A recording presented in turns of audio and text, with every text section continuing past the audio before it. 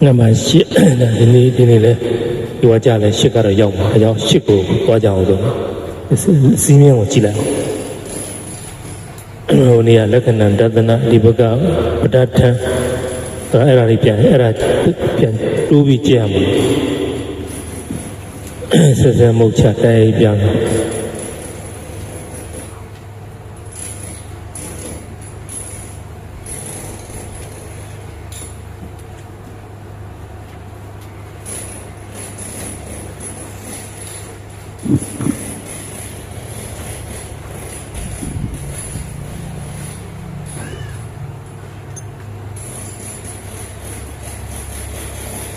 ဒီအလင်္ကာအစဉ်ထုတ်ပုံကတော့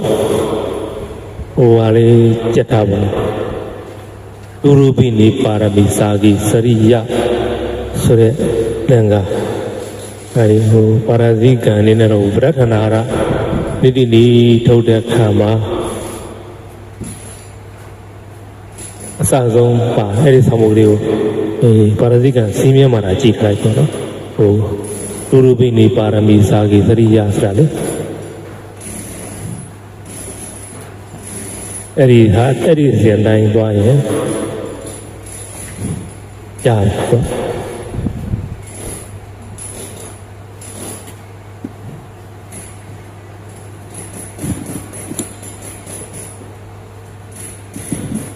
တော့မခက်ပေါင်းတရားဟိုဘယ်ဟာထုတ်မလဲပေါ့အကြောင်းတစ်ချက်အကျိုးတစ်ချက်အကြောင်းတစ်ချက်အကျိုးတစ်ချက်ထုတ်မလားအကြောင်းတစ်ချက်အကျိုးသုံးချက်ထုတ်မလားဘာတော့အဲ့ဒါဘာမှမခင်းဘူးဒီအကြောင်းအကျိုးဆက်ဆံမှုဘောပုံလေးကိုတော့တူရူပိနိပါရမီစာဂိစရိယာဆိုတဲ့ကျက်ထာနာရီဂုံဒေသနာစီသရသုဒ္ဓမေယတိဝေရနေပြကျရိတတာမပရိပါတိဆိုပြီးဆောင်ဖို့အစဉ်လေးရှိတယ်အဲဒီဗရထနာရနိတိနိထုတ်ပုံဆိုတဲ့အစဉ်လေးရှိတယ်အဲဒီအစဉ်လေးဆောင်ဖို့ကလေးကိုကျက်တာအဲ့ဒါဆိုအလင်္ကာနီးရအကြောင်းအကျိုးထုတ်ပုံရပြီဘာမှအဲ့ဒါကထူပြီးပုံသေးနေမရှိပါဘူးပုံသေးကလည်းအဲ့ဒီနီးပဲဆောင်ဖို့နီးပဲရှိတယ်ကျန်တဲ့နီးရမရှိပါဘူးအဲ့ဒါလေးချက်ထားမယ်နောက်အခုသုံးမျိုးသူကထုံနိုင်တော့နော်အလင်္ကာနီးရထုတ်အကြောင်းအကျိုးထုတ်တဲ့ကံမှာအလင်္ကာအဝါလင်္ကာရထုတ်ပုံထုတ်နီးအတိုင်းအကြောင်းကျိုးထုတ်တာရဲ့လက္ခဏာတွေသရုပ်ကနီးတစ်ချက်ပါပဲဒီပရိသတ်သုံးပါးဒီဝီထီနီးဝီထီစဉ်ထုတ်တာလက္ခဏာတွေသရုပ်ကအဲ့ဒီ၄မျိုးရှိတယ်အလင်္ကာအစဉ်တိုင်းဘာဝလင်္ကာရထုတ်တဲ့နီးကိုသူကအလင်္ကာနီးနဲ့ထုတ်တယ်လို့ပြောတာအဲ့ဒီနီးကတော့တူရူပိနိပါရမီဆိုတဲ့ဂုံဒီတနာစီသရာစိတ်တာမေယတိစတဲ့သုတ္တမေယတိစတဲ့အဲ့ဒီဆောင်ဖို့အစဉ်လေးကိုကြည့်ထားလိုက်အထူးပြောကြမလို့တော့နောက်ပရိသသမုပ္ပါနီးထုတ်ဖို့ဒါလည်းမခင်းဘူးဝိဇ္ဇာပစ္စယသင်္ခါရပရိသသမုပ္ပါအစဉ်ရရင်ရပြီနောက်ဝိထိစဉ်ဒါလည်းပဲမနောရဝိသိဒီပြေသောရဝိသိမနောကာမသောမနောရဝိသိနောက်သာနာဝိသိအဲဒီသာမှလည်းအာရိကာမိကနဲ့သမာပိစနာနောက်မေဃဝိသိသမာပတ္တိဝိသိဒီရောသမာပတ္တိဝိသိဒီလောက်ပဲဒါအသေးစိတ်ကြည့်တော့မဟုတ်ပါဘူးဒါအဲ့ဒီခုနည်းနည်းလေးသိရမှာလက္ခဏာတွေစရုပ်ကနီးဒါတော့ခုဓမ္မစရိယရောက်မှပဲသိရမယ်လက္ခဏာတွေစရုပ်ကတော့အထက်သာလေးနေချမ်းမှကျဲရတာဆိုတော့လက္ခဏာတွေစရုပ်ကတော့ရမှဖြစ်မှာဒါလည်းပဲမရမနေနဲ့နံပါတ်9မှာလက္ခဏာတွေစရုပ်ကမေးနေကြဆိုတော့လက္ခဏာတွေစရုပ်ကကြက်ထားကြက်ပြီးတဲ့နောက်လက္ခဏာကိုပါထုတ်မယ်ရတကိုပါရတပိစုပဋ္ဌံပရထံဆိုပြီးအဲ့ဒီလက္ခဏာသရုပ်ကရပြီဆိုရင်ဘာမှမခင်းတော့ပါဘူးလက္ခဏာရတပိစုပဋ္ဌံပရ၄ချက်တည်းရှိတာပဲဒီကလက္ခဏာသရုပ်ကိုကိုကရနေဖို့ရေးကြည့်တယ်ရပြီးရင်တော့ပုံတည်နေသူကရှိတယ်တော့နံပါတ်ဒီနံပါတ်၈ကဘာမှခဲနေနဲ့သိ မဟုတ်ဟိုနံပါတ်၄တို့ကတော့မှဒီဘာတွေသူတို့ကထုတ်တာမှဝီဂျိုရမှဆိုရလေးရှိတယ်ဒီဟာအရာကောက်ကိုဟိုကောင်းကောင်းကောက်တတ်ပြီးအရာကောက်ရပြီဆိုလို့ရှိရင်ဘာမှမခင်ရတော့ပုံလက္ခဏာတွေသူတို့ကနီးတို့ဘာလို့ဝီထီနီးရဲ့နောက်ပရိသတ်သုံးပါးနီးရဲ့ဒီနီးကတော့အမှတ်လုံးဝမလွတ်တဲ့နီးပေါ့သူကဟိုဘာဝနဂါရအလင်္ကာနီးကတော့ကိုယ်အကြောင်းအကျိုးမသိလို့ရှိရင်နည်းနည်းလေးလွတ်တတ်သေးတယ်ဒါလည်းပဲခုနကပြောခဲ့တဲ့ဘုံဒေသနာစီသတ္တာသုတ္တမေယတိဆိုတဲ့လင်္ကာအစဉ်လေးတာရထားပါသေးပါနံပါတ်၈ကအရာကောက်ရဖို့ရည်ကြီးပါတော့နော်အရာကောက်ရရင်အမှတ်မလွတ်တော့ဘူးအရာကောက်မှားရင်တော့လည်းသွားမှာပေါ့ကွာကုသိုလ်ကောက်ရမယ်နေအကုသိုလ်သွားကောက်ရင်တော့လည်းပဲမရတော့ဘူးပေါ့နော်အရင်လည်းအပြားထည့်ပြဆိုတော့အရာကောက်မှားရင်တော့နောက်ကတွေဘလို့မှမမှန်နိုင်တော့ဘူးဟုတ်ပြီကိုလက္ခဏာတွေသတုကကိုသွားရအောင်လက္ခဏာတွေသတုကထုတ်တဲ့ဒီဆောင်းပုတ်ကလေးရှိတယ်ကွာအကြောင်းတစ်ချက်နဲ့ကျိုးတစ်ချက်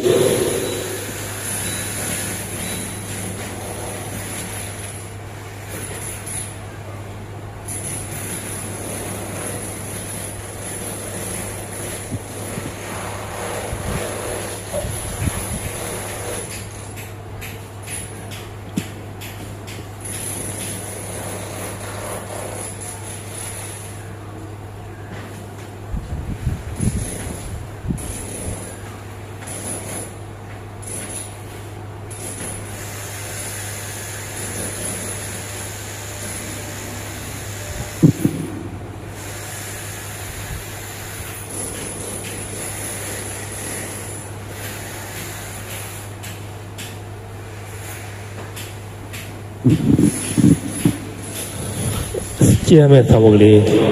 ပြောမယ်နော်ပထမလက္ခဏာတွေတို့ကအကြောင်းနှစ်ချက်အကျိုးနှစ်ချက်ကိုကြတော့တလက်တိတံပကတံကိစ္ဆာရတမတမ္ပအာဂဝိဘာဝဖလားအနုမဆိုတာလေးဘာနှစ်ချက်လက္ခဏာတသနာဒီပကပရတံပတံတံပတ္တိသုဝိပကတံကိစ္ဆာရတဝိဘာဝတိအနုဘာဝပိစုပတ္တံကိုကြောင်းပြန်သည်သာရံကရိယာထုံဤဒီဆိုတဲ့ဆောင်မှုရဲ့ခုနဓာတ်လက်ဒီတံပကတံကိစ္ဆာရတမအဲ့ဒါလေးကိုတော့ခုချက်ထားရမယ်နော်တွေ့လားဓာတ်လက်ဒီတံပကတံကိစ္ဆာရတမတမ္ပအာဂဝိဘာဝဖလားအနုမဆိုတာလေးရဲ့လက္ခဏာတသနာဒီပကပရထံရတံတမ္ပတိသုဝိပကတံသုဝိပကတံနော်ကိစ္ဆာရတဝိဘာဝတိအနုဘာဝပိစုပတ္တံထိုကြောင်းပြန်သည်ငါးတံကရိယာထုံဤသည်တွေ့လားမသိတွေ့တယ်နော်ပထမဓာတ်အကြောင်းတစ်ချက်အကျိုးတစ်ချက်ကဓာတ်နဲ့ဒီတံပကတံကိစ္ဆာရတမတမ္ပအာဂဝိဘာဝဖလားအနုမအဲ့ဒါကအကြောင်းတစ်ချက်အကျိုးတစ်ချက်အတွက်ဆိုတာလက္ခဏာဓာတ်လက်သာလက္ခဏာကိုလက္ခဏာသရုပ်ကလည်းလက္ခဏာလက္ခဏာကိုတသနာထထုံးဒီထံပဒထံပဒထံကိုသူကဒီပကတထုံးပကတံဒီထံတလည်းဒီထံပကတံကိစ္ဆာရတမကိစ္ဆာရတကိုရတမှာကိစ္ဆာရတနဲ့တမ္ပတိရတရှိတယ်ကိစ္ဆာရတကိုကြတော့ပကဒနာထုံပကဒနာထတမ္ပအာကံတမ္ပတိရတကိုကြတော့အာကာတမ္ပအာကာတမ္ပတိရတနဲ့အာကာရပိစုပဋ္ဌာန်ပိစုပဋ္ဌာန်မျိုးရှိတယ်ဖလားပိစုပဋ္ဌာန်နဲ့အာကာရပိစုပဋ္ဌာန်တမ္ပတိရတနဲ့အာကာရပိစုပဋ္ဌာန်ကိုကြတော့ဝိဘာဝတမ္ပအာဂဝိဘာဝဖလားအနုမဖလားပိစုပဋ္ဌာန်ကိုကြတော့အနုဘာဝထုတ်ပါအဲ့ဒီဆောင်ပုဒ်လေးအောင်ချက်တာဓာတ်လက်ဒီထံပကတံကိစ္ဆာရတမဒါကအကြောင်းနှစ်ချက်အကျိုးနှစ်ချက်တွေ့ပြောတာနော်ဒီဟာကအကြောင်းနှစ်ချက်အကျိုးနှစ်ချက်ထုတ်လို့ရှိရင် စိတ်တံကိုထိုးကြပါတော့အာရမဏဝိဇာနာ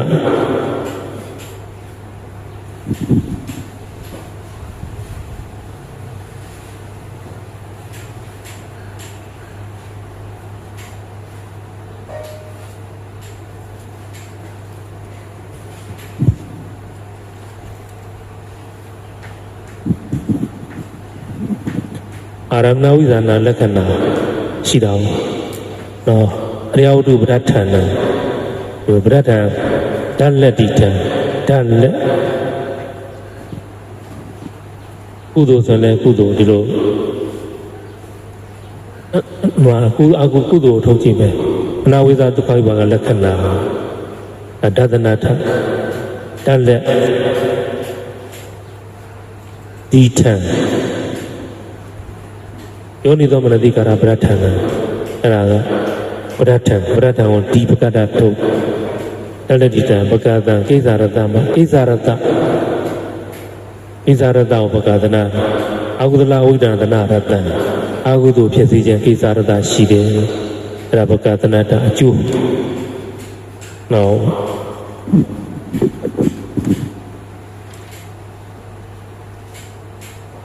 အကြောင်းအခုခုပြောနေတာဟုတ်လားနော်အကျိုးတစ်ချက်အကြောင်းတစ်ချက်အကျိုးသုံးချက်ကိုပြောနေတာအခုဓာတ်နဲ့ဒီတာပကတံကိစ္ဆာရတမှာအကြောင်းတစ်ချက်အကျိုးနှစ်ချက်အတွက်အကျိုးသုံးချက်အတွက်ထုတ်ပုံပြောတာဟိုဓာတ်နဲ့ဒီတာပကတံကိစ္ဆာရတမှာကနောက်မှကြည့်ရမယ်နော်ဒါအဲ့ဒါကိုအရင်ပြောနေတာအကြောင်းတစ်ချက်အကျိုးသုံးချက်ကိုပြောမလို့ဝေါဒနာဘာဝဣဇုပဋ္ဌာန်အဲ့ဒါဝိဘာဝထကျိုးပဲတမ္ပအာကဝိဘာဝဖလအနုမ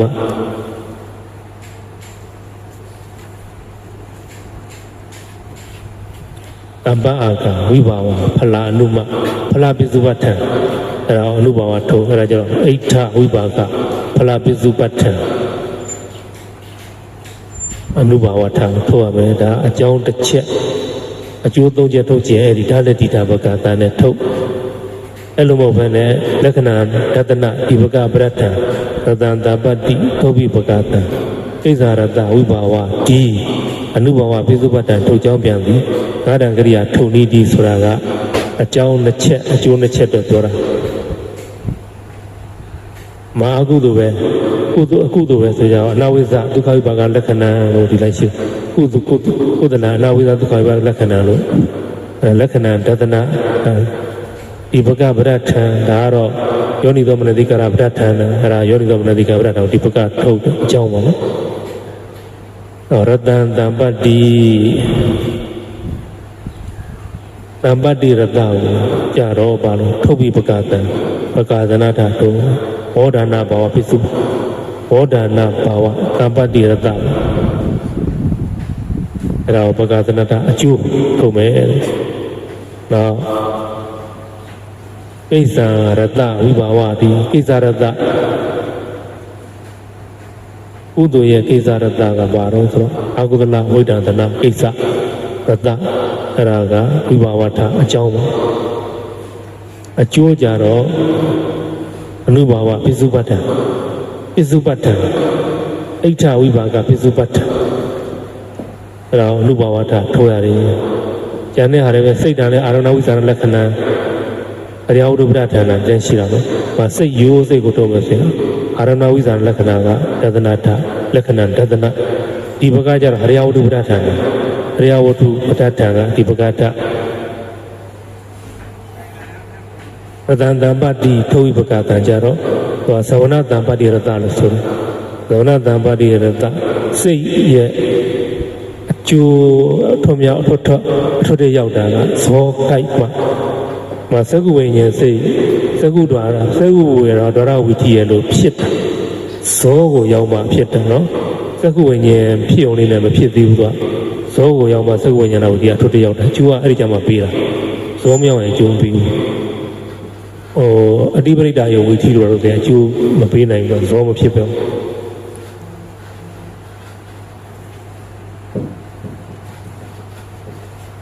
သဝနာကိစ္စအဲ့ဒါကြတော့ကိစ္စရတဝိဘာဝဒီဟောခုနသဝနာကိစ္စရတဝိဘာဝလို့ခေါ်တယ်အနုဘာဝပိစုပတ္တထုတ်ကြောင်းပြန်တယ်အနုဘာဝကြတော့အထာဘာဝပိစုပတ္တအနုဘာဝထာဒီကတော့ဘာတော့လက္ခဏာဒီသရုပ်ကိုရဖို့ရမယ်လက္ခဏာဒီသရုပ်ကမှာလက္ခဏာအတွက်ဘာမှပြဿနာမတက်ဘူးအပရဒံလည်းပဲနှစ်ခုပဲရှိနှစ်ခုရှိရင်နှစ်ခုလုံးသုံးခုရှိရင်သုံးခုလုံးအပရဒံကိုဒီအကြောင်းနှစ်ချက်အကျိုးနဲ့လက္ခဏာတဒနာဒီဘကပဒထံဆိုတဲ့ဒီအကြောင်းနှစ်ချက်အကျိုးနှစ်ချက်ဆိုတာသိထားပုံတော်တရားအကြောင်းနှစ်ချက်အကျိုးနှစ်ချက်ထုတ်ခြင်းလက္ခဏာတဒနာဒီဘကတပရဒံဆိုတဲ့နည်းနဲ့ထုတ်တော့လက္ခဏာတော့ချိုးပညာဆိုသုံးခုရှိတယ်ဆိုကြပါစို့သုံးခုလုံးကိုထုတ်ပေါ့နော်ဒီတခုအာဟုတော့အနာဝိဇ္ဇဒုက္ခဝိလက္ခဏာဒီတစ်ချက်တည်းရှိပဲလို့ပညာကြတော့လက္ခဏာ၃ချက်ရှိတာနော်အဲတော့၃ချက်ရှိရင်၃ချက်လုံးကိုလက္ခဏာ၃ချက်လုံးဟာဒီဘကတဒနာထာကြီးပဲတဒနာထာအနေနဲ့ထုတ်ရတယ်ဒီဘကဗဒထံလည်းတချို့မှနှစ်ချက်ရှိတတ်တယ်များသောအားဖြင့်တော့ဗဒထံကတစ်ချက်တည်းရှိတာများရှိပေမဲ့လို့များသောအားဖြင့်ရှိတာမှန်တယ်ဒါပေမဲ့တော့တချို့ကဗဒထံနှမျိုးရှိတယ်ဗဒထံနှမျိုးရှိရင်လည်းနှမျိုးလုံးကိုဒီဘကထုတ်ပဲရတန်တမ္ပတိထုတ်ပြီးဘကတံကိစ္စရတဝိဘောအဲ့တော့ရတမှာတော့နှမျိုးရှိတယ်ကိစ္စရတနဲ့တမ္ပတိရတပေါ့နော်ကိစ္စရတဆိုတာဆောင်ရွက်ချက်ကိုပြောတာတမ္ပတိရတဆိုတာအကျိုးပြည့်စုံမှုပြောတာအဲ့လိုနှမျိုးရှိတယ်တော့တမ္ပတိရတကိုကျွန်တော်ဘကတရတအကျိုးအနေနဲ့သွားဖို့ကိစ္စရတဝိဘောကကိစ္စရတကကိစ္စဆိုတော့ဆောင်ရွက်ချက်ဆိုတော့အကြောင်းနဲ့ထည့်ရမှာအဲကြောင့်ဝိဘာဝထုတ်တယ်အနုဘာဝပိစုပတ္တံဒီတရားထင်လာရင်ယောဂီရဲ့ဉာဏ်နဲ့မှထင်လာတဲ့တရားကထင်လာတဲ့အချင်းရာအဲဒီချင်းရာလည်းပိစုပတ္တံအာဂါရပိစုပတ္တံနဲ့ဖရပိစုပတ္တံဆိုတာရှိတယ်နှမျိုးရှိတတ်တယ်မရှိလည်းပဲတစ်မျိုးတည်းကိုနှမျိုးထုတ်ဖို့မှာအာဟုဒီအနာဝိဇ္ဇကုသလံနာဝိဇ္ဇဒုက္ခဝလက္ခဏာဘောဓနာဘာပိစုပတ္တံဘောဓနာရတဘောဓနာရတအာဟုဒနာဝိတ္တံတနာရတံဝါလို့နောက်အိဒါဝိပါပိစုပတ္တံယောနိသမနတိကရပရထာနာလို့လားတမ္ပတိမှာအချို့အာရနှမျိုးရှိမယ်လို့မရှိဘူးဆိုလို့ရှိရင်ခွဲထုတ်ပေါ့အဲ့ဒီရတဒီပဲတစ်မျိုးနဲ့ရတနှမျိုးပါတဲ့အဲ့ဒီမှာဝေဒနာတို့ဘာလို့ဆိုရတနှမျိုးပါမပါဘူးဖတ်တာတို့ဆိုရတနှမျိုးပါမပါလို့ရှိရင်ရတနှမျိုးခွဲထုတ်လိုက်ပေါ့တမ္ပတိတစ်မျိုးတမ္ပတိတစ်မျိုးကိစ္စတော့ကိစ္စဝိပါဝရတဲ့တမ္ပတိကိုပကာသနာအကျိုးနဲ့သွင်းလိုက်နော်ပစ္စုပဋ္ဌာန်မှန်သမျှကိုအနုဘာဝအကျိုးနဲ့သွင်းလိုက်တယ်အဲ့လိုလေးထုတ်ဒီအကြောင်းတစ်ချက်အကျိုးတစ်ချက်ကတော့ပို့ပြီးမှကောင်းပို့ပြီးမှရှင်းမှာကျက်တော့ကျက်ထားမှာဒါလည်းဒီတံပကတံကိစ္စရတမကအကြောင်းအချက်အကျိုးသုံးချက်နည်းနဲ့ထုတ်ချင်တော့အဲ့ဒါကိုကျက်ထားနော်နောက်ဒါချက်ပေါ့ဧဝပိယတရားတစ်ချက်ဒါမယ်နောက်တတ္တဗံကတဏိဋ္ဌံဝိဒိတဗံကတန်တရားဒိဋ္ဌံရှိကစကားကြားဆိုပြီးသုံးချက်မေးတယ်လို့ဒီနံပါတ်မှာကိရိယာ၅တန်ကိုမေးတယ်သိတ္တံသိတ္တိကိုမေးတယ်တတ္တဗံဝိဒိတဗံသိတ္တံဆိုတဲ့ဟာကိုမေးတယ်ဆိုပြီးဒါလွယ်တဲ့ဟာပေါ့နော်ဒီပုံဒီတတ္တဗံကတဏိဋ္ဌံဒါတဏိဋ္ဌံကြမုတ်ချတဏိဋ္ဌာဥစုကတဧကန္တတအဖြစ်ဒီဘယ်ကိုပြလို့ရင်တတ္တဗံကတဏိဋ္ဌံတဏိဋ္ဌံမုတ်ချတဏိဋ္ဌံကြမုတ်ချတနိတတဥစုကတဧကန္တတဒါအတူတူပဲဒီတဏိဋ္ဌံဆိုတဲ့စကားလုံးနဲ့တဏိဋ္ဌံရဲ့မုတ်ချရဲ့နိတတဥစုကတဧကန္တတအဖြစ်ပြလို့တော့ကြောင့်တတ္တဗံထားပါသည်လို့ရှိတိုင်းဘာသာပြန်လိုက်စကလုံးအလုံးမသုံးနိုင်ဘူးဆိုရင်တဏိဋ္ဌံကိုပြလို့တော့ကြောင့်တဏိဋ္ဌံကြပြလို့တော့တဏိဋ္ဌာနာဆိုတာကောင်းစွာဆုံးဖြတ်ချက်ချမှုတဏိဋ္ဌာနာလို့ခေါ်တာတော့တဏိဋ္ဌံကြပြလို့တော့ကြောင့်လို့ဆိုအဲဒီစကလုံးလေးပူခြင်းတော့တဏိဋ္ဌံကြ နိတထဥစုကထမုတ်ချထနိတထဥစုကထဧကံတထစကလုံးပရိယေလေးမျိုးရှိတယ်။အနိဋ္ဌံကြာရဲ့နောက်မုတ်ချထနိတထဥစုကထဧကံတထပေါ့သူနဲ့အတူလေးမျိုးရှိတယ်သူရောဆိုရင်၅မျိုးပေါ့ပရိယေ၅မျိုးအနိဋ္ဌံကြာမုတ်ချထနိတထဥစုကထဧကံတထအပြင်ပြလို့တော့ကြောက်တတ္တဘာကိုထားပါသည်လို့ဝိရိဒဘာကတန်တရားဟောတန်တရားထကြတော့တန်တရားထဥပ္ပစာရထနေယထဝံကထအနိကံတထကိုပြလို့တော့ကြောက်ဒီလိုနှလုံးနှစ်ခွတန်တရားဖြစ်ဖွယ်ကိုပြလို့တဲ့နေရာမျိုးပါစေဝိရိဒဘာထားတယ်လို့ဆိုတာအဲ့ဒီတန်ခုနအတိုင်းကြောင်းပြန်ပါပဲခုနတန်ဋိဌာန်ကြနေရာမှာတန်တရားဘုတ်ချတဲ့နေရာမှာဥပ္ပစာရထနိတထနေရာမှာနေယထဥစုကထနေရာမှာပြောင်းပြန်ဝံကထဧကံတထနေရာမှာအနိကံတထအပြင်ပြလို့လို့ကြောင့်ဝိရိဒဘာကိုထားတယ်လို့သိတာရှိကစကားကြားဒါတော့စကားအတိတ်ပဲအလက်သက်ရောက်မှုကိုပြစကားအကြာနာစကားသက်ရောက်မှုကိုပြလို့အထပါဏသူရဲ့ပရိယေကသိတာရဲ့ပရိယေကအထပါဏတတ္တပါဏဘောကာမတိယ၃ချက်ရှိတယ်အထပါဏရဲ့အ내အတိတ်ပဲသက်ရောက်တတ္တပါဏတတ္တစကလုံးသက်ရောက်မှုအဲ့ဒါကိုပြောတာကာမတိယစွမ်းနိုင်ပြစွမ်းနိုင်တဲ့ပုဒ္ဓဘုရဲ့ပြစွမ်းနိုင်တဲ့တတ္တိပေါ့ကာမတိယနဲ့တတ္တိနဲ့တူပြစွမ်းနိုင်တဲ့တတ္တိအဲ့ဒီ၃မျိုးကိုစိတ်တန်ရှိကစကားကြတာစကားကြစကားအကြာနာစကားရောက်စကားကြရောက်တာကိုပြောတာနော်စကားကြတယ်ဆိုတာစကားကြရောက်မှုသိရောက်မှုဟောဒီနေရာမှာဘာဣရိယာပထဝီဟာရဝဲအလိုရှိတယ်ဆိုတော့ကြံနေအောင်အလိုမရှိဘူးလို့အတိပ္ပယ်သိရောက်တယ်အဲ့ဒါအထပါဏလို့ခေါ်တယ်ဒီနေရာမှာအရိသီလတွေကဒီနေရာပါတိမောက္ခသံဝရသီလကိုလိုရှိတယ်ဆိုတော့မဲ့သီလဖို့သီလကိုလိုမရှိဆိုတဲ့အတိပ္ပယ်အဲ့ဒါအထပါဏလို့ခေါ်တယ်အထပါဏတတ္တပါဏတတ္တပုဒ္ဓဘုရဲ့သိရောက်မှုအကျိုးသိရောက်မှုသမာဓိကပြစွမ်းနိုင်လို့ပေါ့ဣယပထဝီဟာရကိုသာအလိုရှိတယ်လို့ဆိုရင်ကျန်တာကိုအလိုမရှိဘူးလို့ဒီစကလုံးကသိရောက်မှုပြစွမ်းနိုင်တဲ့ဤချင်းရှိတယ်သိတ္တံဆိုတာစကားကြဆိုတာစကားသိရောက်မှုဟိုပဲစကားကြလို့ဆိုလိုတာအဲ့ဒါကိုပြလို့ရင်သိတ္တံကိုထားတယ်ဒါပုံသေးတွေပဲပါခက်လို့ကဘာမှဒီဟာမေးလာလို့ရှိရင်ဘာမှခက်တော့ဘူးဟိုကအနဲ့ကလေးထင်လာမှာကြပါတော့ဒီဣယပဒဝိဟာရကိုလို့ရှိရလို့အတိတ်ပဲပြီးစီးတယ်လို့သိတ္တံလို့လာရင်သိတ္တံထားခြင်းအကြောင်းကိုရေးခဲ့ပါဒါဘာသာပြန်လိုက်တယ်ပဲဒီဣယပဒဝိဟာရလို့ရှိအာယဟုစကားသက်ရောက်မှုအတ္တပါဏကိုပြလို့တော့ကြောင့်သိတ္တံကိုထားသည်လို့ဒီလိုဘာသာပြန်လိုက်ရင်အမှမခက်အမှတ်ရတာလေတရားတော့အမှတ်အလကားပေးထားတာလို့အမှတ်ပေါ့ဒါတော့မေးခဲ့ပါတယ်ညာသောအပြင်တော့ခုနကကိရိယာ၅ဓာတ်ထုတ်တဲ့ဟောတာပိုင်တယ်ဟောလို့အဲ့ဒါတော့ဘာမှမမေးတယ်သူကတော့သိကြပေါ့မေးမှာပဲတော့တိတ်တီထားပုံဒါလေးကတော့သောဘဲကတော့သဘောမပေါက်ကြတော့သိထားတာတကယ်သဘောပေါက်လို့ရှိရင်သိထားတာဆိုတော့စကလုံးတိုင်းရတယ်လွယ်တယ်အဲ့ဒါနောက်မှဆက်မယ်ဘုရောတဲ့တာရာကြည်အောင်လုပ်ထားဘာကြတော့ရ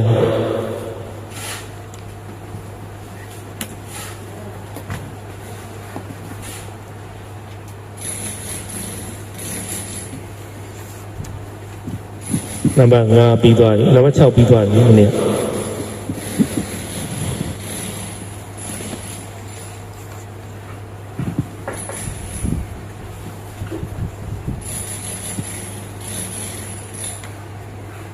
နံပါတ်ခွန်သွားရအောင်နော်နံပါတ်ခွန်က3ချက်မေးနိုင်တယ်နံပါတ်1ကဟိစာပန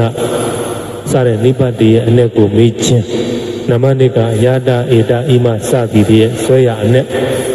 ပက္ကတာဝိတယအနုဘုဒ္ဓဝိတယဆွ ဆိုတဲ့ပဋိဌာဝိသယဆိုတဲ့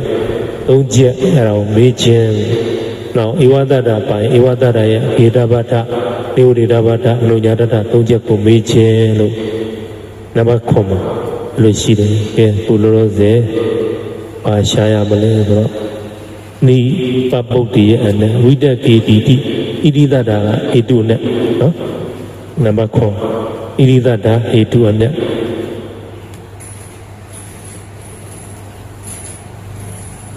ဝိတကနာမှာဝါကဝိကနဲ့နောက်တစ်မျိုးကိုကြံတယ်ဝိကပနာဝိတစ်မျိုးတစ်ပုံကပ္ပနာကြံတယ်ဝိတကနာဝါဒရာဝိကအနဲ့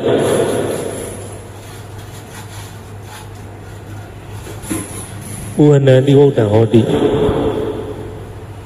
ဝနန္တိဩနံဟုအဲ့ဒါနိဒသနဩနံဟူ၍ဝုဒ္ဒံဆိုတဲ့ဟောတိဖြစ်တာနိဒသနကိုခုနဝါဒရာစေသမုစီသောပမယံသံတိပဒပူရဏီမောဝိဒဝိပါဒယံဟောတဲ့ဝိကပဏိဆိုတဲ့နောက်ဆုံးဝိကကိုဟောတာဣတိသာရကခဏဣတိဟေတုပကာရီတု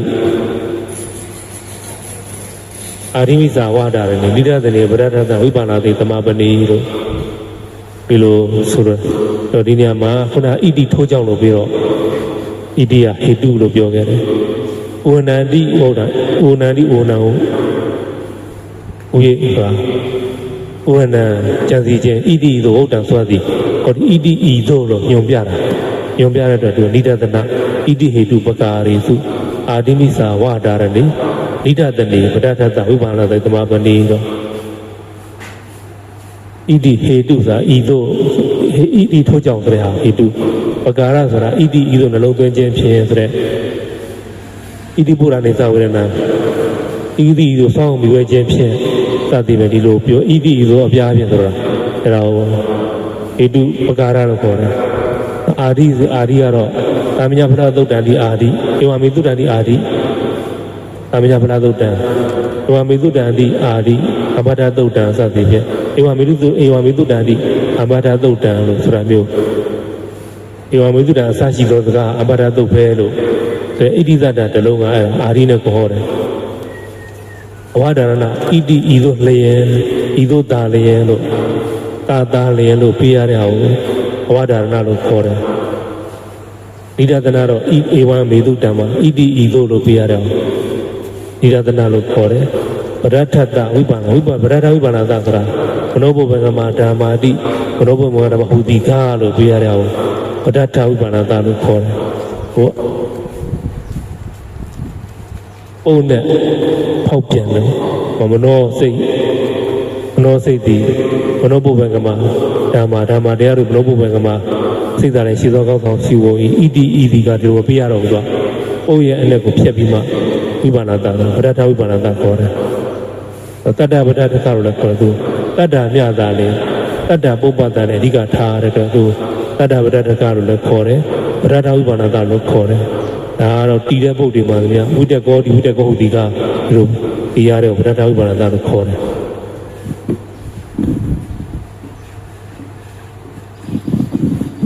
ဩနန္တိဝုဒ္ဒံသွားယံအာရမေတိပြီးတော့သောဟိကတန်လီယုတ်တိတန်လီ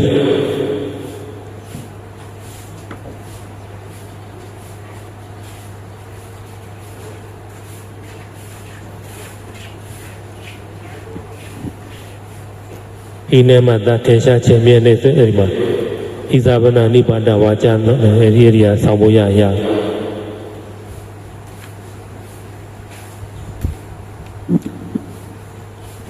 တိတ်တံအာယထာဟိကြတော့ယထာဟိဥမာဆောင်ထင်အောင်ပြောပြီးတော့ဆိုတော့တပ္ပဂတိ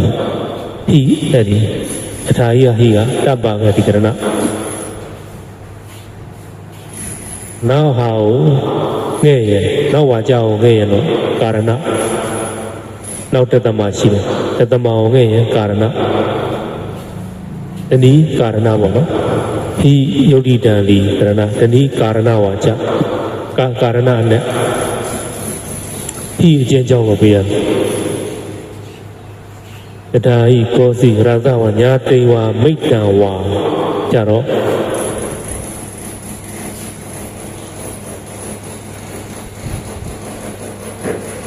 သမုတ်စီသောပမာယံတန်တိပဒပူရဏီဘောဝတိရဝိပါဒယဝါဝတ္တကေဝိကပ္ပနီလို့ဝါဒတာရဲ့တဲ့မှာသမုတ်စီနဲ့ဥပမာယံဝတ္ထုဝါကဲ့သို့လို့ချုံမင်းသောရတာကဲ့သို့အရှိတကဲ့သို့လို့ဝါဒတာနော်ဝါနရောမှာပါတဲ့ဝါနရောမြောက်ဆိုတဲ့အခါဝါဒတာသတိသားနဲ့ကိုဟောတော့ဥပမာနဲ့သတိသားနဲ့အတူတူပဲအဲ့ဒါဥပမာနဲ့လို့ခေါ်တယ်တန်တရေ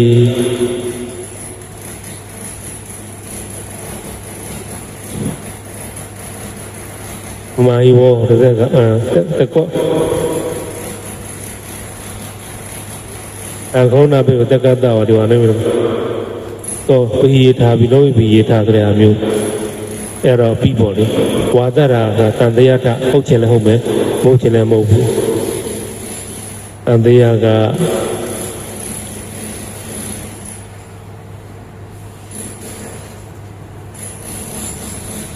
ပဋ္ဌပူရဏဒါ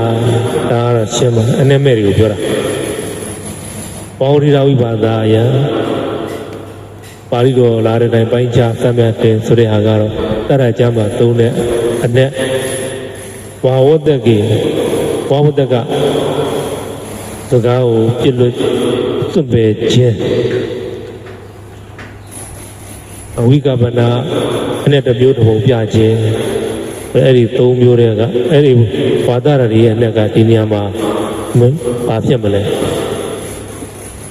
ယာတိဝါမိတ္တဝါ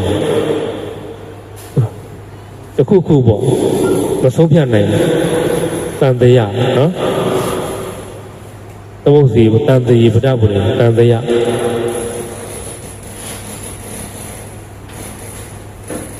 တန်တရားနဲ့ယာတိဝါပူတော်၎င်းမိတ္တတခုကိုဆုံးဖြတ်ချက်မချဘဲနဲ့တစ်မျိုးတည်းကတစ်မျိုးမျိုးလို့ဆိုတဲ့အတွက်သွားတန်တရားထတနည်းအားဖြင့်တော့သူကဟိုလိုရရပါတယ်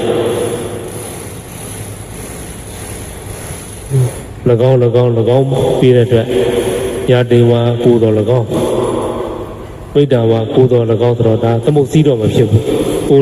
လီဝအဲ့လိုပြီးမှဆွေမျိုးကိုတော်လီမိတ္တဝါကိုတော်လီဆိုရင်တော့သမုတ်စည်းရတယ်ဒီမှာတော့သမုတ်စည်းကတော့အာကြီးမကောင်းတော့ခုနတန်တရားရတန်တရားတဲ့သမုတ်စီမရဘူးသမုတ်စီမကောင်းဘူးသမုတ်စီတချို့တော့သမုတ်စီလှုပ်ထတာတွေ့ရတယ်သမုတ်စီကတော့မကောင်းဘူးသမုတ်စီစောပမာယဥပမာလည်းမရဘူးလေတန်တရေပဒပူရဏီတန်တရားထားတော့ရတယ်ပဒပူရဏလည်းမဟုတ်ဘူးဝါဝတိရဝိပါဒတာရကြမှာသုံးတာဝါဝတ္တကေဝိကပ္ပနေဝါဝတ္တကတော့မဖြစ်နိုင်ဘူးနော်ဝိကပ္ပနာဝိကလည်းဤတစ်ပါးကိုပြတဲ့အခါမှာဝိကလို့ခေါ်တန်တရားထားမှတ်နိဒာယရာဇခေယဧဝံနိဒသနာကာရောဒီမှာဧဝံပမဥပမထနော်ဧဝံဤတုဧဝံတတနိဒသနာစသည်လည်းမဟုတ်ဘူးဧဝံနိဒသနာကာရောပမသုတံပါဒနိဥပတိဒေသဝသနာပရိကာယေဝါဒါရဏိရာယေသမတ္တိသပရိမာနေသပုစနိတဲ့နဲ့တည်းပါဧဝံနိဒသနာကာရောပမသုဥပမာနဲ့ပါဧဝံဤတုသမတောအသေတံဣတိသဘုတ်တော်ဒါရရနော်နံပါတ်ခေါ်အဲ့ဒါတော့ရတော့နောက်တစ်ချက်ကပါမေးတာတော့သုံးမျိုးဒီမှာမေးပါမယ်ယတာဧတာစသည်ဒီဆွဲရမေးမယ်တော့ကြည်သမောသွားရန်ခဝိတ္တိဆိုတော့ဘာဖြစ်မလဲပက္ကန္တမှာဝိတယဣတာတရကြီးဆိုတော့ပက္ကန္တဝိတယပါယံကပက္ကန္တဝိတယ ရှေ့အောင်ပြန်ဝိတက်ကိုရှေ့ကပြောခဲ့တဲ့ဝိတက်ကိုတီတာဒရကြည့်တယ်အတိတ်ဖြစ်တဲ့ဝိတက်ဒရကိုဆွဲတယ်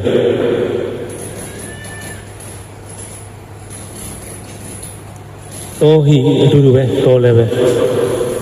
ဝိတက်ကိုပဲဆွဲတာ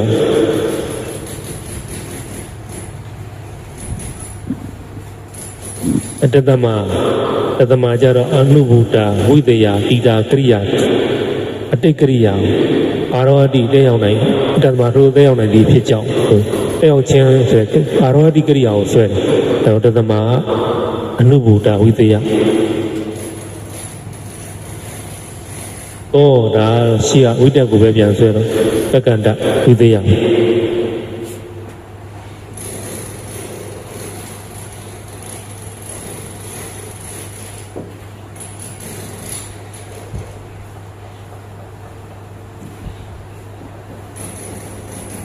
နံပါတ်ခေါင်းကဒီလောက်ပဲမေးလို့ရမှာ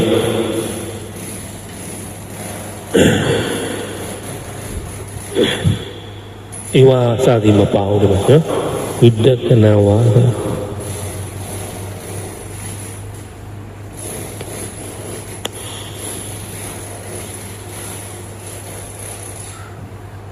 တော့သုံးချက်တည်း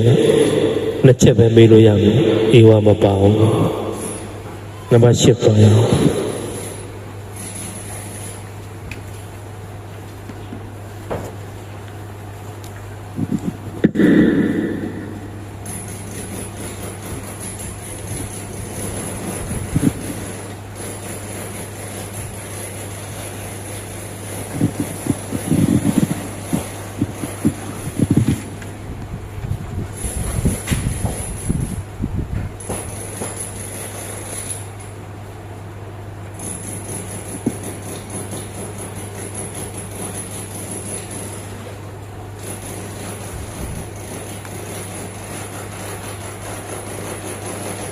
တော့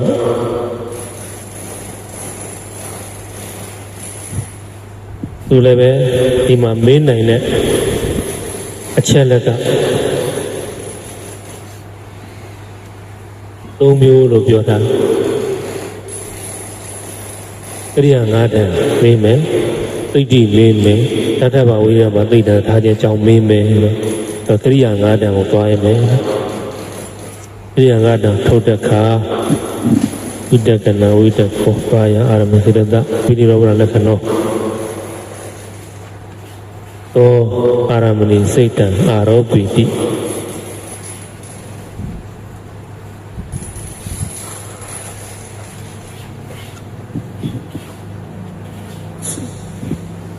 စိတ်တံ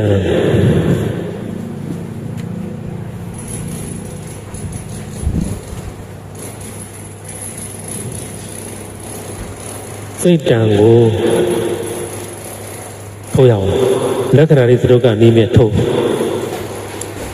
စိတ်တံ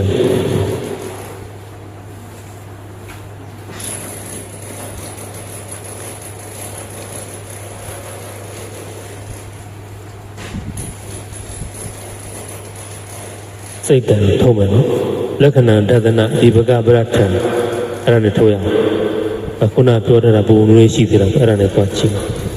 စိတ်တံအာရမဏဝိဇ္ဇာလက္ခဏာစိတ်တံအာရမဏဝိဇ္ဇာလက္ခဏာဒီတသနာထ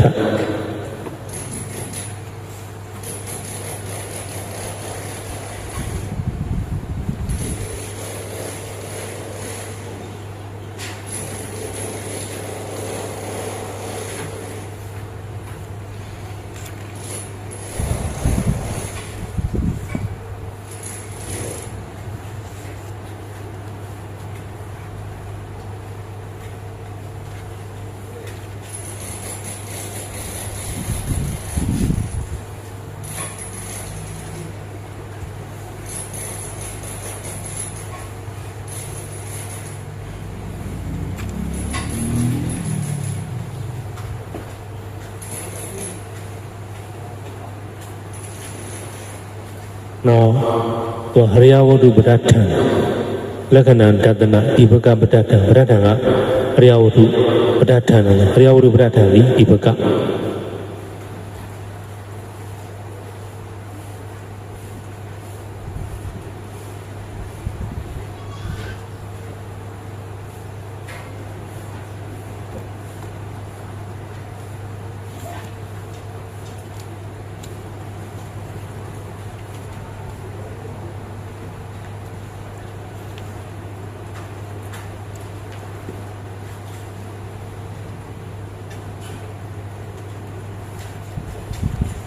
ရတခဏတတနာဒီပကပဒထံနော်ရတံတံပတိထုတ်ဝိပကတံတံပတိရတဣသဝနတံပတိရတတိပကတနာထသဝနတံပတိရတတိပကတနာထ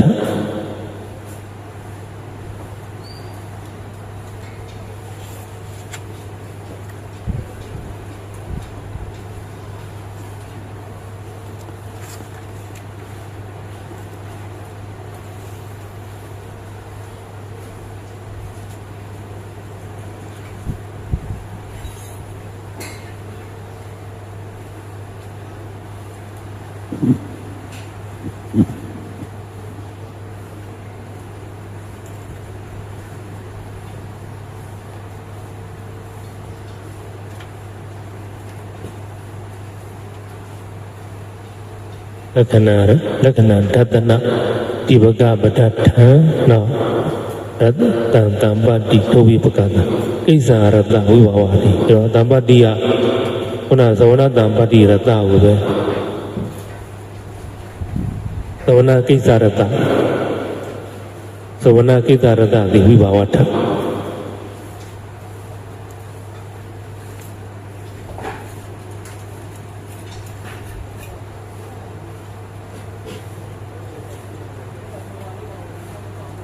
ဣဇာရတဝိဘာဝတိ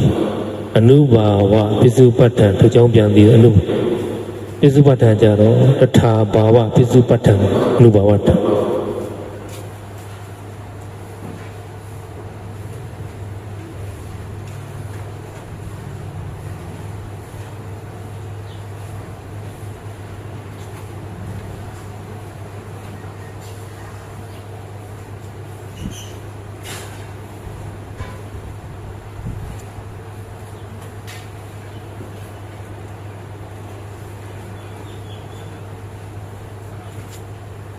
ရရင်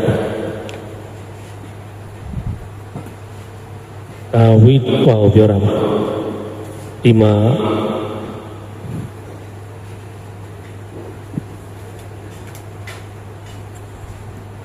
ဒီနေရာကောင်းတာတော့ဘာကိုကောင်းတာစိတ်ဆိုတဲ့နေရာမှာမဟာကရိယာကိုယူတဲ့နေရာမျိုးဝုဒ္ဒံကိုထုတ်တယ်လို့ကိုကောင်းဝုဒ္ဒံမှာတရားမှာရသော်ဗျာဟောတယ်ဆိုတာမျိုးတွေဆိုဒီမဟာကရိယာကိုထုတ်ရင်တော့တထာဘာဝပစ္စုပ္ပတ္တသရရမဏ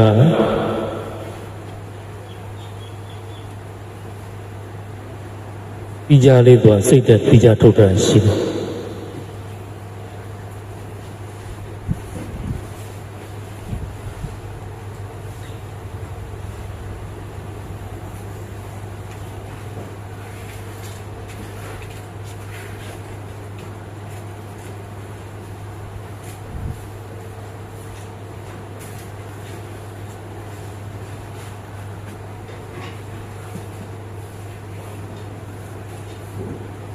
လောလောဆယ်တော့ဒီ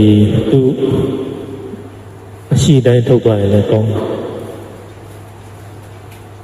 ဒီဝိတက်ကိုထုတ်သွားရင်လည်းထုတ်ခိုင်းလည်းရဝိတက်ကသူနောက်မှာအာရမေစိရတအဘိနိရောဓလက္ခဏောလို့တိုက်ပါတယ်နောက်ပစ္စလက္ခဏာရတကြတော့အောက်မှာပါအာနေနပစ္စုပ္ပထာနာဆိုအာဟာရဏရတပါယအာဟာရဏပရိယာနာ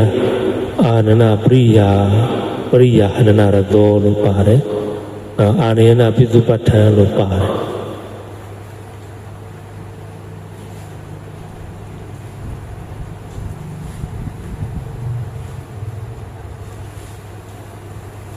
ပေါင်းချက်ထားပါလားဟိုလက္ခဏာတွေသတို့ကတမ်းပြီးမှပြတာကဒီဖတ်တာတို့ဘာလို့တာဖတ်တာပစ္စမကတရားတွေကိုအဓိကပေါင်းပြီးမှပြသွားတယ်ကျန်တဲ့နေရာတွေကျတော့အခုကမှဝိတက်မှာပဲဒါလက္ခဏာနဲ့ရတ္တတော့ရှားမှတွေ့တယ်ရတ္တနောက်မှာအောက်ကျမှာပစ္စုပ္ပတ္ထံအောက်ကျမှာ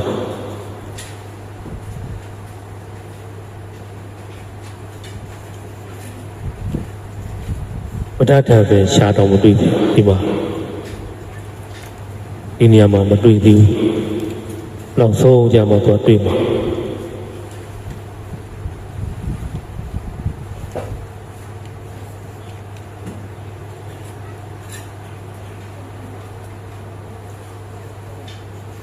လက္ခဏာဒီစတုကနဲ့ထုတ်တယ်ဟာအကြောင်းနှစ်ချက်အကျိုးနှစ်ချက်အနေနဲ့ထုတ်တာအကြောင်းတစ်ချက်အကျိုးသုံးချက်နဲ့ထုတ်ရအောင်အဲ့ဒါကြတော့ဓာတ်လက်တိတံပကာတံကိစ္စရတမန္တဓာတ်လက္ခဏာခုနလက္ခဏာသဒ္ဒနာထပဲရပြီနော်ခုနလက္ခဏာပဲအရဏဝိဇ္ဇာလက္ခဏာတဒနာပဋ္ဌာန်တူတယ်လက္ခဏာတူပဋ္ဌာန်တူပေါ့နော်အဲ့တော့လက္ခဏာဘာလို့တဒနာတူတယ်ဒီဘကတူတယ်ဘယ်လိုတွေမှထားပေါ့ဘကဒနာကြတော့ဒါလည်းဒီထံဘကဒနာကိစ္စသဝနာကိစ္စရတသဝနာကိစ္စရတ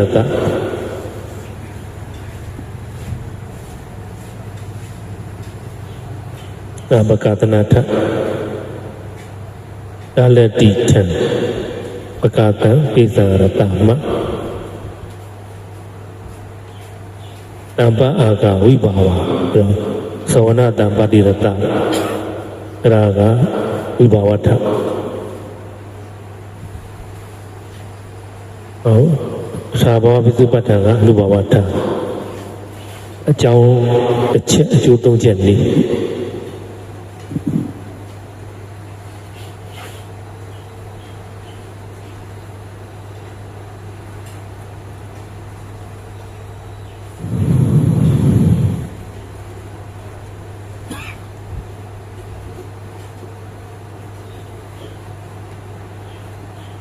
ဒါသတိထားရမယ့်ဟာရှိတယ်ဝိတက်ကတာမန်ဝိတက်မဟုတ်ဘူးသူကဇာနံကရာတိမှာပါတယ်ဝိတက်ဖြစ်နေတယ်အဲ့တော့ဝိတက်ဆိုပထမဇန်ဇာမှာပါတယ်ဝိတက်ကိုပေါက်တာပထမဇန်ပေါ့ဝိတက်ပထမဇန်မှာပထမဇန်ဝိတက်ကိုပေါက်တယ်ဝိတက်ကိုအလကားစဉ်တိုင်းထုတ်မယ်ဆိုလို့ရှိရင်ဒီဝိတက်အမှုပြုတဲ့ပထမဇန်ကိုရဖို့ဆိုလို့ရှိရင်ပါလို့မလဲဆိုတော့ဧပရိသန်လေးနေရမယ်နော်ဝိတက်ကတော့ဟုတ်တယ်ပထမဇန်မှာရှိတဲ့ဝိတက်ပဲတရားဝိတက်ကတဒနာထထို့အမော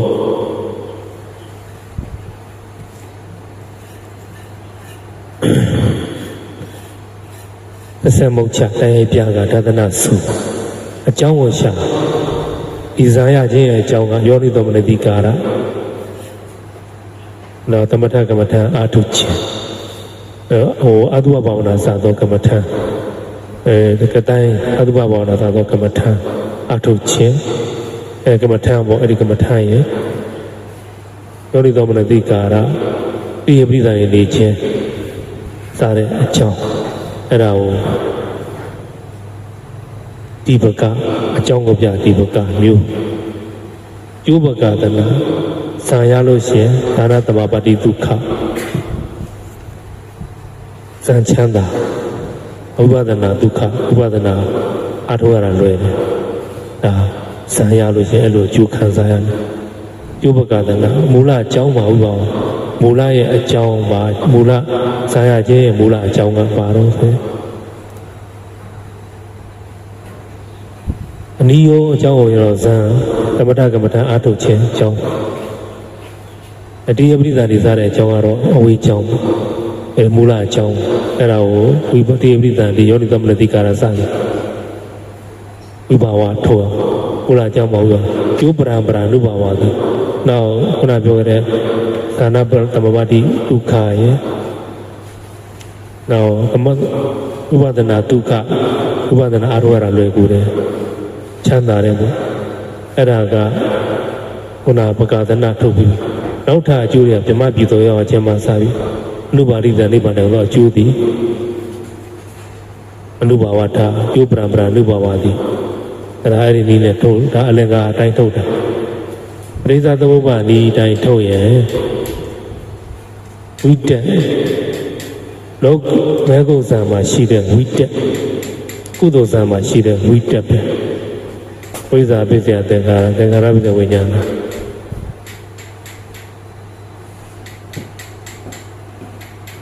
ဝေဒနာဒါပရိစ္ဆသုပ္ပန်ဒီနဲ့ထုတ်ရင်တော့သူအတိုင်းမကောင်းဝိတက်လို့တိတိကျကျရရတာဟိုမရှိတော့နာမရူပပစ္စယသလာရနာမတော့ရှိပါနာမဒါလည်းအဘိဓမ္မာဤသုတ်တန်ဤတဲ့ကဝိဓမ္မာဤအကုန်စင်အောင်ပြတဲ့ဤနဲ့မှရသုတ်တန်နဲ့မှပါတိတိကျကျသူကပါနဲ့ပါဆိုပြီးအခိုက်တန့်ကိုသုတ်တန်ကအခိုက်တန့်ကိုဆွေးပြီးမှပြောရတာဟောပရိဒီဝိဇ္ဇာပစ္စယသင်္ကာရသင်္ကာရပစ္စယဝိညာဏဆိုတာကအခိုက်တန့်ကိုပရိသတ်တွေဘဝရတဲ့အခိုက်တန့်ကိုတုံးရကောက်ရတာတုတ်တန်ကြောင့်အခိုက်တန့်ဝိတုကြောင့်ရကောက်ရတာပေါ့ပြီးတော့မှကြတော့ရသမျှအကုန်ချုံသင်္ခါရဝိညာဉ်ဆိုရင်စိတ်အားလုံးရတယ်ကမ္မစယုဒါပဲရတယ်အဲ့လိုအဲ့ဒီတုတ်တန်နဲ့တော့မရအဘိဓမ္မာလေးရဆိုတော့နာမရူပနာမထဲမှာပါတယ်ပရိသတ်သုပ္ပန်ဒီနဲ့မဖြစ်ပြအောင်ထုတ်မယ်ဆိုရင်နာနဲ့မှရှာလိုက်နာနဲ့မှပါတယ်တော့ဝိတ္တဟာနာနဲ့မှပါတယ်စိတ်နဲ့ရှင်တဲ့နာနဲ့မှဝိညာဏပစ္စယနာမရူပနဲ့မှပါတယ်တော့နာနဲ့မှပါတဲ့အတွက်ဝိတ္တသည်သဒ္ဒနာထားလို့ထုတ်ဘူးမှာသူ့ရဲ့အကြောင်းကတော့ဝိညာဏပစ္စယဝိညာဉ်စိတ်သည်ဇန်စိတ်ပေါ့တရားဇန်စိတ်သည်ဒီပကထမူလအကြောင်းဆက်ဆက်မုတ်ချတိုင်းရပြရတနာဆိုဆက်ဆက်မုတ်ချတိုင်းရပြရတနာအကြောင်းကိုပြဒီပကမျိုးကျိုးပကလည်းနာဝိညာဏနာမရူပပြတလာယနာသည်ပကသနာထမူလအကြောင်းမှာဆိုတော့အဝိဇ္ဇာစသောအကြောင်းခြေအကြောင်းတွေအဲ့ဒါကမူလအကြောင်းဖြစ်တဲ့တူဝိဘာဝကျိုးပရံပရာနုဘာဝကိုဖာသာပစ္စယဖာသာဝေဒနာစသောအကျိုးသရမရဏစတဲ့အကျိုးတွေထိအဲ့ဒါကိုကျတော့အနုဘာဝထားလို့ထိုးရမယ်ဒါကပဋိစ္စသမုပ္ပါဒ်နဲ့ထုတ်တာဝိတိစေနဲ့ထုတ်မယ်ဆိုရင်စံဆိုတော့စံဝေဒနာဝိသေရမနောဝေစံပရိကဥပ္ပစာအနုလုံးဘုဒ္ဓဘုစံနောက်ထုတ်ပေါ်ဝဲအဝဝဲလဲသမာပတ္တိဆိုလို့ရှိရင်သမာပတ်ပေါ့စာအချိန်များစွာဟောဝဲလိုလာမောင်းအဲကြောင့်ဝိတိစေနဲ့ထုတ်မယ်ဆိုရင်ဝိတက်ဆိုတာဇာမရှိတဲ့ဘုရားဆိုတော့ဇာရဲ့ရှိမှာဘုဒ္ဓဘုရှိတယ်တော့ဘုဒ္ဓဘုကဒီဘကပေါ့ကျိုးပကဒနာသူ့ရဲ့အကျိုးကဘာလို့ဇာတော့ဇာဘဝဲဆိုကြပါစို့ဘဝဲ